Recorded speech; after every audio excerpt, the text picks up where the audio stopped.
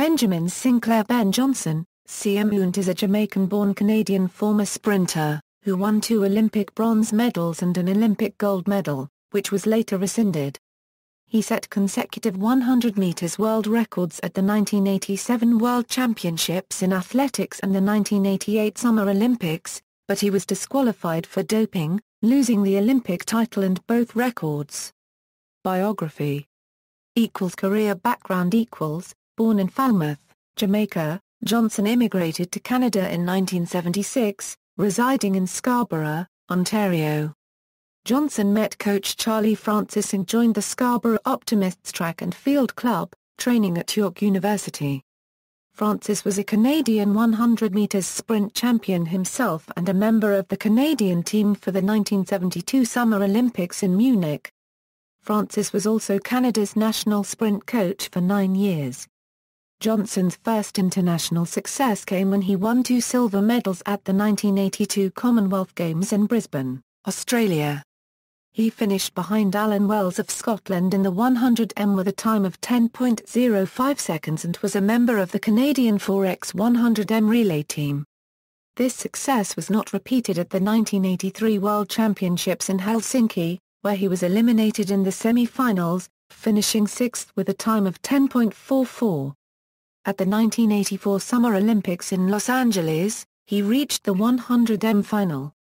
After false starting, he won the bronze medal behind Carl Lewis and Sam Grady with a time of 10.22.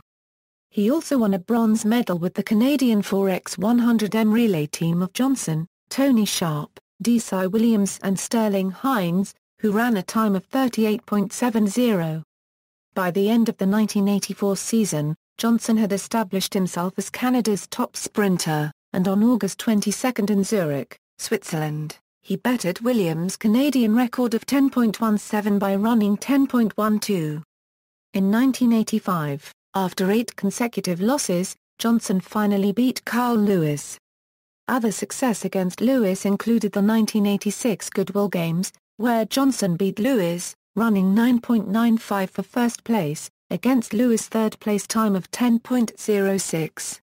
He broke Houston McTeer's 7-year-old world record in the 60 meters in 1986, with a time of 6.50 seconds.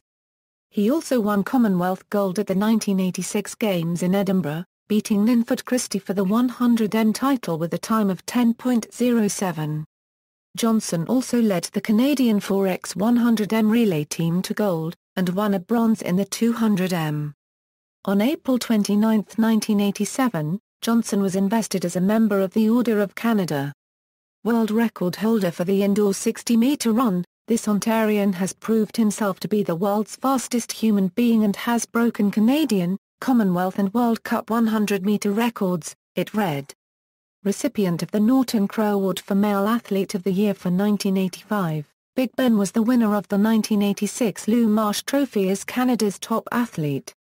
By the time of the 1987 World Championships, Johnson had won his 4 previous races with Lewis and had established himself as the best 100m sprinter.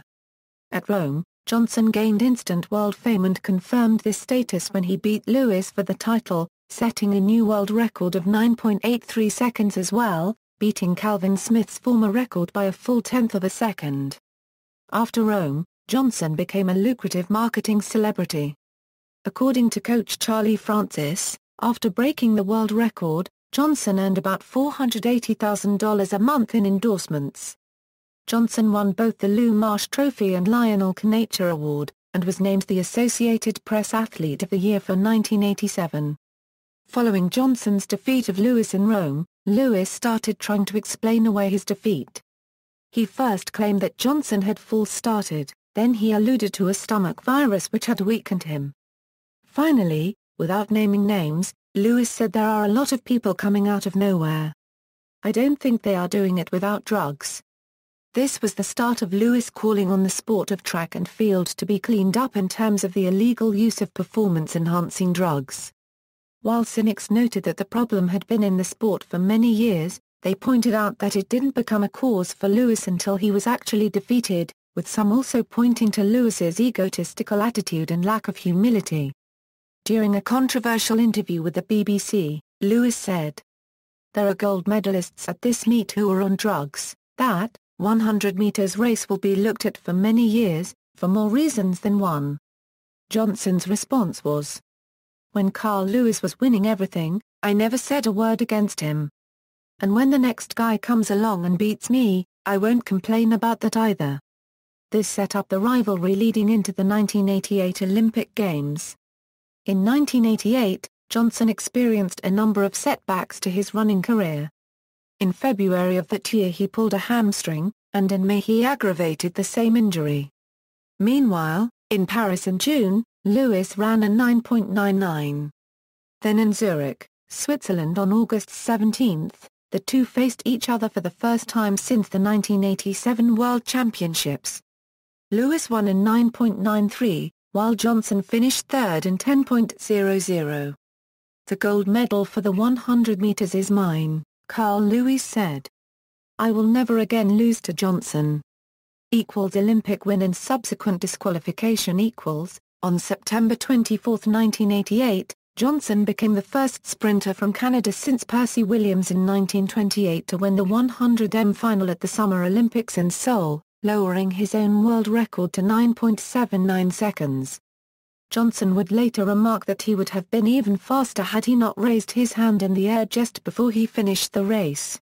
However, Park Jong-se of the Olympic Doping Control Center found that Johnson's blood and urine samples contained stanozolol, and he was disqualified 3 days later. He later admitted having used steroids when he ran his 1987 world record, which caused the IAAF to rescind that record as well. Johnson and coach Francis complained that they used doping in order to remain on an equal footing with the other top athletes on drugs they had to compete against. In testimony before the Dubin Inquiry into drug use, Francis charged that Johnson was only one of many cheaters, and he just happened to get caught. Later, 6 of the 8 finalists of the 100-meter race tested positive for banned drugs or were implicated in a drug scandal at some point in their careers: Carl Lewis, who was given the gold medal; Linford Christie, who was moved up to the silver medal and who went on to win gold at the next games; Dennis Mitchell, who was moved up to 4th place and finished third to Christie in 1992, and Desai Williams, Johnson's countryman, who won a bronze medal at the Los Angeles Games in 1984. In the ESPN documentary 9.79, eventual silver medalist Christie states, and footage of the race shows, that Lewis ran out of his lane 2 or 3 times during the race, which should have resulted in Lewis' automatic disqualification. Johnson's coach, Charlie Francis, a vocal critic of the IOC testing procedures, is the author of Speed Trap, which features Johnson heavily. In the book, he freely admits that his athletes were taking anabolic steroids, as he claims all top athletes at the time were, and also claims that Johnson could not possibly have tested positive for that particular steroid since Johnson actually preferred Forazabol. He thought stanozolol made his body feel tight. The numerous athletes using performance-enhancing drugs at the time understood how long before a race, and possible drug test, they should stop using the drugs. Johnson later claimed that Andrew Copyright A. Jackson, Lewis' Santa Monica Track Club teammate, who was inside the drug testing room in Seoul, may have placed the stanozolol in one of the beers Johnson drank in order to make urine for his test. The Canadian reaction: Canadians rejoiced in the reflected glory of winning the gold medal and breaking the world record. Canadian Prime Minister Brian Mulroney watched Johnson set the new world record and after the race congratulated him over the phone. "It's a marvelous evening for Canada," Mulroney said in the televised conversation. Newspapers covered the occasion by concocting words such as "bombastic" to describe it. 2 days later, Canadians witnessed the downfall of Johnson, when he was stripped of his gold medal and world record. Mark Tewksbury, a Canadian Olympic swimmer, hung a bared sheet banner out of his Olympic Village apartment window expressing 0 to 0 in 9.79 feet. In the first week following the dethroning, Canadian newspapers devoted between 5 to 8 pages a day to the story. Some squarely placed the blame on Johnson, such as one headline right after the exposure suggests, "Why, Ben?" Because of the Olympic scandal, the Canadian news agency Canadian Press named Johnson Newsmaker of the Year for 1988. The Dubin Inquiry. After the Seoul test, he initially denied doping, but, testifying before the 1989 Dubin Inquiry, a Canadian government investigation into drug abuse, Johnson admitted that he had lied. Charlie Francis, his coach, told the inquiry that Johnson had been using steroids since 1981. In Canada, the federal government established the Commission of Inquiry into the Use of Drugs and Banned Practices intended to increase athletic performance, headed by Ontario Appeal Court Chief Justice Charles Dubin. The Dubin Inquiry, which was televised live, heard hundreds of hours of testimony about the widespread use of performance-enhancing drugs among athletes. The inquiry began in January 1989 and lasted 91 days, with 122 witnesses called, including athletes, coaches, sport administrators, IOC representatives, doctors and government officials. Comeback. In 1991, after his suspension ended, he attempted a comeback. He returned to the track for the Hamilton Indoor Games in 1991 and was greeted by the largest crowd to ever attend an indoor Canadian track and field event. More than 17,000 people saw him finish second in the 50 meters in 5.77 seconds. He failed to qualify for the 1991 World Championships in Tokyo but made the Canadian Olympic team again in 1992 in Barcelona, Spain after finishing second at the Canadian Olympic Trials to Buenos-Aires. He missed the 100-meter finals at the Olympics however, finishing last in his semi-final heat after stumbling out of the blocks. In 1993, he won the 50 meters on January 7 in Grenoble, France, in 5.65 seconds, just 0.04 seconds shy of the world record. However, he was found guilty of doping just after the race this time for excess testosterone and was subsequently banned for life by the IAAF. Federal Amateur Sport Minister Pierre Cadot called Johnson a national disgrace, and suggested he consider moving back to Jamaica. Johnson commented that it was by far the most disgusting comment he had ever heard. In April 1999, a Canadian adjudicator ruled that there were procedural errors in Johnson's lifetime ban and allowed him to appeal. The decision meant Johnson could technically run in Canada but nobody would compete against him. They would be considered contaminated by the IAAF and could also face sanctions. On June 12, 1999, Johnson entered a track meet in Kitchener, Ontario, and was forced to run alone, against the clock. He posted a time of 11.0 seconds.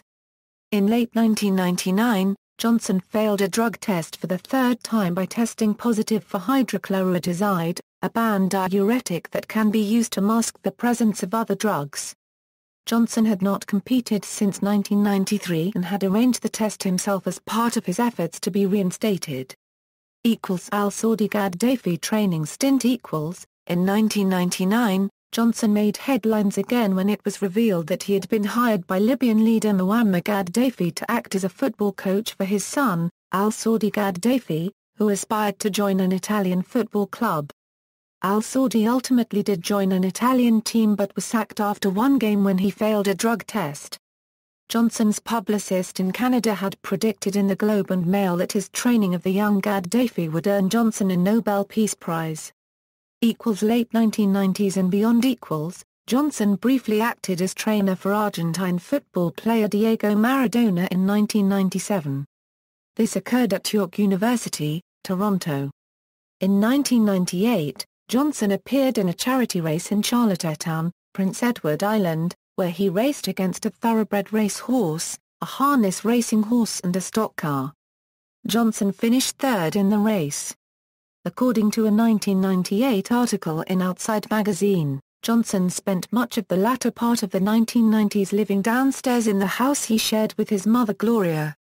He spent his leisure time reading, watching movies and Roadrunner cartoons, and taking his mother to church. He lived in a spacious home in Newmarket, Ontario's Stonehaven neighborhood. He claims to have lost his Ferrari when he used it as collateral for a loan from an acquaintance in order to make a house payment.